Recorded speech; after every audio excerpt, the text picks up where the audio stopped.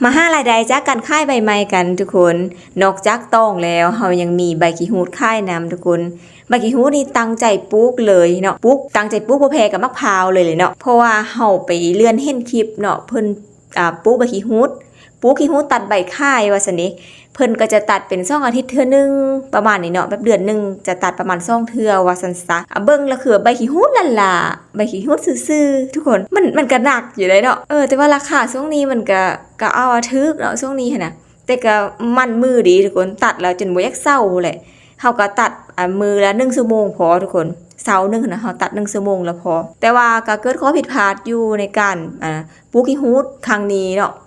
ปลูกคือเดียวรวดจบเลยทุกคนเพราะว่าเห็นบ่เฮาปลูกมะพร้าวมะกล้วยยังไปสินะ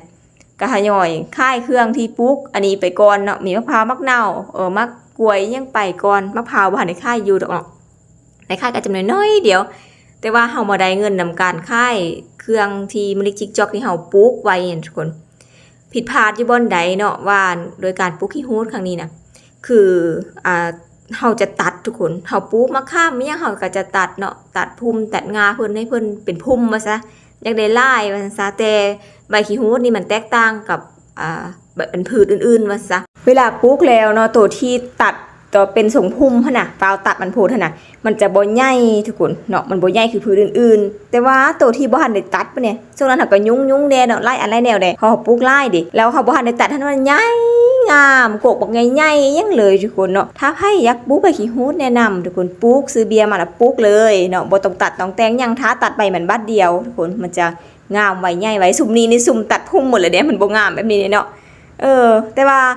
ถ้าว่าค่ายใบขี้หูดนี่โอเคบ่สำหรับเฮาแล้วมันโอเคเลยทุกคนเนาะมันสามารถเป็นค่าน้ำค่าไฟค่าอาหารหรือว่าค่าน้ำมันรถภายในเฮือนเฮาใดเลยทุกคนเนาะก็อย่าดูทุกในการค่ายใบของเพิ่นมันซะเนาะแฮงตัดแฮงโปร่งแฮงเด็ดแฮงงามทุกคนเนาะถึงราคาจะแบบบ่หิวใจเด้แต่ว่าเฮาเวลาเฮามาตัดจับกับเฮาบำบัดจิตใจสักนิดนึงทุกคนตัดแล้วก็บ่อยากเศร้าอีหลีเด้เนาะมันมือขนาดตัดใบขี้หูดเนี่ยบ่เชื่อต้องลองเด้อทุกคนเด้อแล้วก็จะมีบักนัดแดทุกคนเฮาก็ปลูกสับวางยังไปทุกคนเนี่ยบ่กีดขวางเนาะจัดสรรส่วนดีๆมักนัดนี่น่ะตอนปลูกอยู่